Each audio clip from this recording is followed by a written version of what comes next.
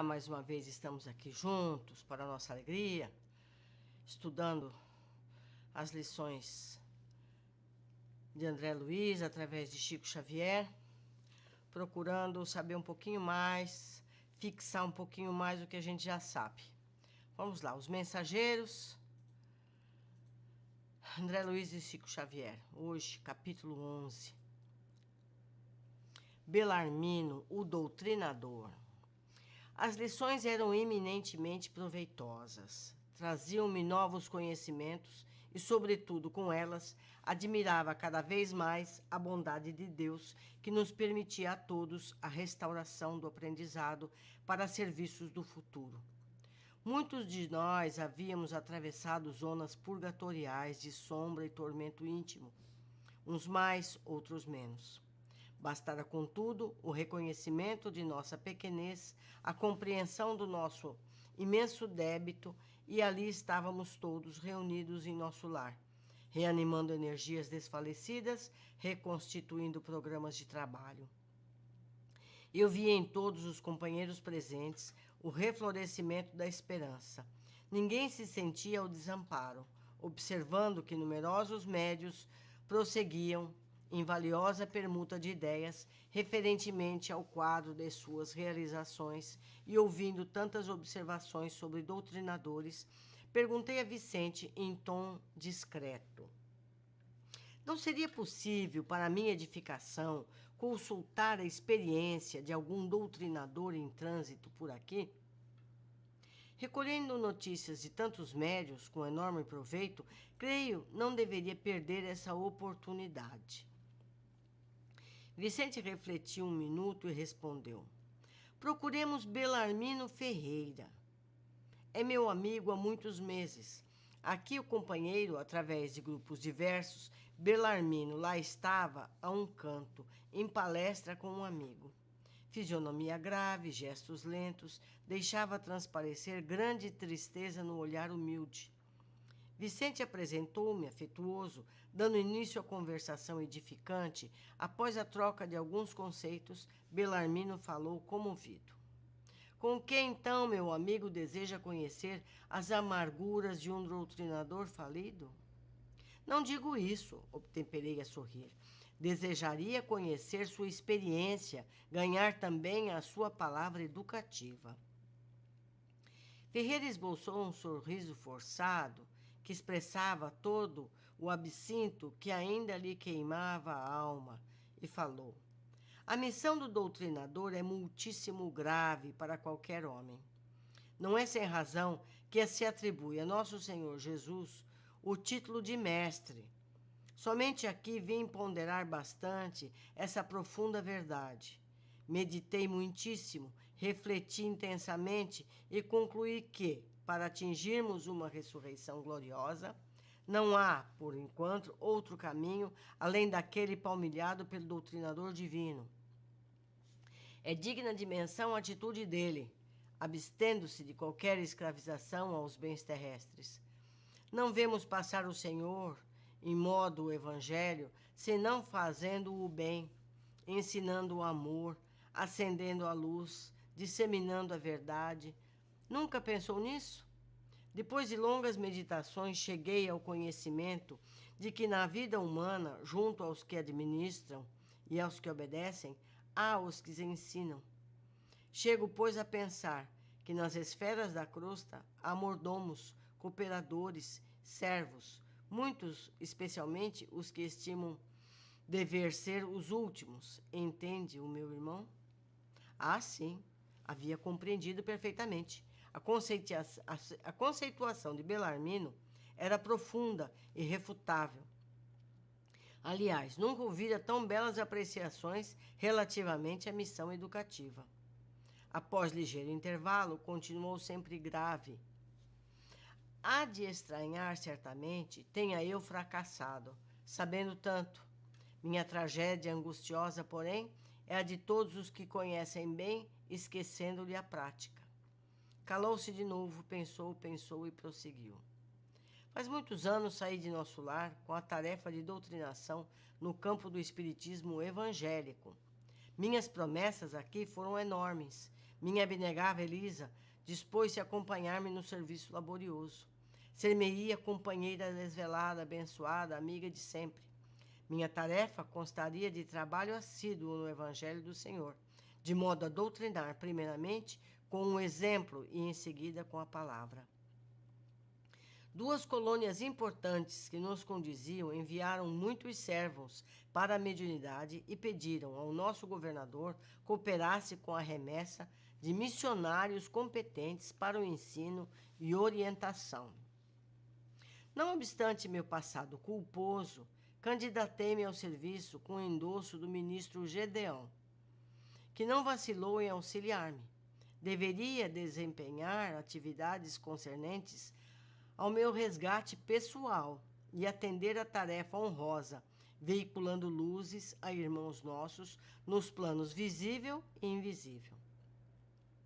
Impunha-se-me, sobretudo, o dever de amparar as organizações mediúnicas, estimulando companheiros de luta, postos na terra, a serviço de ideia imortalista. Entretanto, meu amigo, não consegui escapar à rede envolvente das tentações. Desde criança, meus pais socorreram-me com as noções consoladoras e edificantes do espiritismo cristão. Circunstâncias várias, que me pareceram casuais, situaram-me o esforço na presidência de um grande grupo espiritista. Os serviços eram promissores, as atividades nobres e construtivas, mas enchi-me de exigências, levando ao excessivo apego à posição de comando no barco doutrinário. 8 médios extremamente dedicados ao esforço evangélico ofereceram-me colaboração ativa. Contudo, procurei colocar acima de tudo o preceito científico das provas insofismáveis. Cerrei os olhos à lei do merecimento individual, ouvidei os imperativos do esforço próprio e, envaidecido com os meus conhecimentos no assunto, comecei a atrair amigos de mentalidade inferior ao nosso círculo, tão somente em virtude da falsa posição que usufruíam na cultura filosófica e da pesquisa científica. Insensivelmente, vicejavam-me na personalidade estranhos propósitos egoísticos.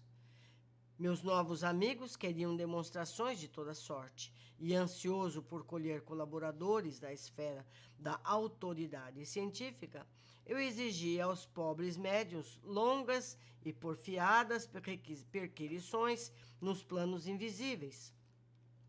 O resultado era sempre negativo, porque cada homem receberá, agora e no futuro, de acordo com as suas próprias obras. Isso me irritava. Instalou-se a dúvida em meu coração. Devagarinho, perdi a serenidade de outro tempo. Comecei a ver os médiuns que se retraíam aos meus caprichos, companheiros de má vontade e má fé. Prosseguiam nossas reuniões, mas na dúvida passei a descrença destruidora. Não estávamos num grupo de intercâmbio entre o visível e o invisível? Não eram os médios simples aparelhos dos defuntos comunicantes? Por que não viriam aqueles que pudessem atender aos nossos interesses materiais imediatos? Não seria melhor estabelecer um processo mecânico e rápido para as comunicações? Por que a negação do invisível aos meus propósitos de demonstrar positivamente o valor da nova doutrina? Debalde Elisa me chamava para a esfera religiosa e edificante, onde poderia aliviar o espírito atormentado. O Evangelho, todavia, é livro divino, e enquanto permanecemos na cegueira da vaidade e da ignorância, não nos expõe os tesouros sagrados. Por isso mesmo, taxava-o de velharia. E, de desastre em desastre, antes que me firmasse na missão de ensinar, os amigos brilhantes do campo das cogitações inferiores de terra arrastavam-me ao negativismo completo. Do nosso agrupamento cristão, onde poderia edificar construções eternas, transferi-me para o movimento, não da política que eleva, mas da politicália inferior, que impede o progresso comum e estabelece a confusão nos espíritos encarnados. Por aí estacionei muito tempo, desviado dos meus objetivos fundamentais, porque a escravidão ao dinheiro me transformara os sentimentos. E assim foi, até que acabei meus dias com uma bela situação financeira no mundo e um corpo crivado de enfermidades, com um palácio confortável de pedra e um deserto no coração. A revivência da minha inferioridade antiga relegou-me a companheiros menos dignos no plano dos encarnados e desencarnados. E o resto, meu amigo, poderá avaliar. Tormentos, remorsos e expiações. Concluído, asseverou. Mas como não ser assim? Como aprender sem a escola, sem retomar o bem, corrigir o mal? Sim, Belarmino, disse, abraçando. Você tem razão. Tenho a certeza de que não vim tão só ao centro de mensageiros, mas também ao centro de grandes lições. É muito comum isso que aconteceu ao Belarmino. Eu, muito recentemente, ainda escutei críticas desse tipo em congresso espírita, que já comentei aqui. Uma pessoa me disse que o trabalho de André Luiz não era corroborado, entende? Que só ele havia dito tudo isso, que a ciência... Então, meus amigos, é preciso nos apegar ao Evangelho, é preciso ter em mente sempre as lições de Jesus. E mesmo a palavra, mesmo a designação de doutrinador já está superada. Os espíritos estão preferindo que a gente chame de orientador, de evangelizador, porque quem somos nós para doutrinar? Se nós mesmos não estamos preparados para a tarefa, nós estamos procurando, estamos tentando, estamos aprendendo junto. Não existe na Terra, encarnado, ninguém que possa se dizer professor de espiritismo. Não existe. Todos somos aprendizes. Nós somos muito pequenos. E esquecer isso é fatal queda. É fatal queda. É preciso ter a humildade de se reconhecer aprendiz, eternos aprendizes. Porque enquanto essas lições não forem executadas no nosso dia a dia espontaneamente, nós não aprendemos. E não aprendemos mesmo, todos nós. Vamos ver o que me chamou a atenção quando eu estudei essa lição. Belarmino nos lembra que os que se propõem a ser doutrinadores, palavras já em desuso, como acabei de falar, os que se opõem na posição de esclarecedores devem, antes de qualquer coisa, praticar o que pretendem orientar aos encarnados e aos desencarnados. A tarefa dos orientadores, segundo Belarmino, seria orientar, sustentar, estimular os médiuns para o serviço de ajuda aos desencarnados. Mas ele preferiu ser exigente em demasia, exaltando sua posição de presidente do centro espírita. As posições de poder costumam nos levar à falência. A exigência de caráter científico sobrepôs-se ao amor, ao consolo necessário na tarefa. Por isso, perdeu o suporte que teria e deu força aos companheiros menos fraternos. O egoísmo prevaleceu. Elisa, a esposa de Belarmino, o estimulava à volta ao Evangelho. Precisamos sempre nos lembrar que o Espiritismo nos ensina que a morte não existe, mas exalta a necessidade de sermos fraternos para que a evolução se acelere, e para isso o Evangelho é ferramenta fundamental. Portanto, o Evangelho deve ser estudado e praticado constantemente em todos os grupamentos espíritas. Em seguida, Ele relata que deu sinais de importância aos bens materiais que aos espirituais. Isso o fez cair mais rapidamente. As lições estão claras para todos nós, mas teimamos em nossos argumentos científicos para fugir aos deveres fraternos, que são, na verdade, o único caminho seguro para a evolução individual e coletiva. Meus amigos, Evangelho, Evangelho e Evangelho. É o caminho que Jesus trouxe. O Espiritismo veio depois.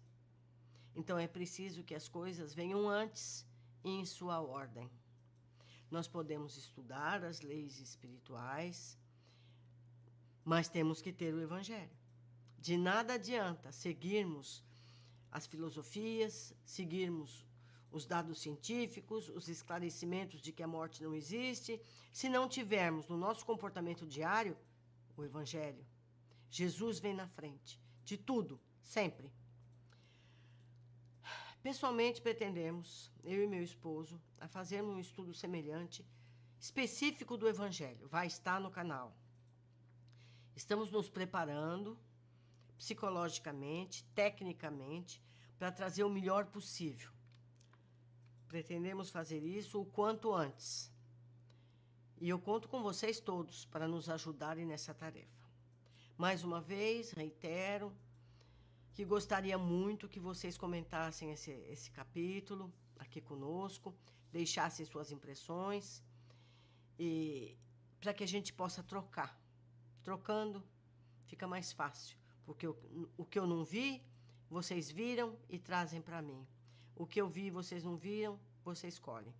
E assim, juntos, é a única forma de seguirmos crescendo e aprendendo. Um abraço muito forte, carinhoso para todos.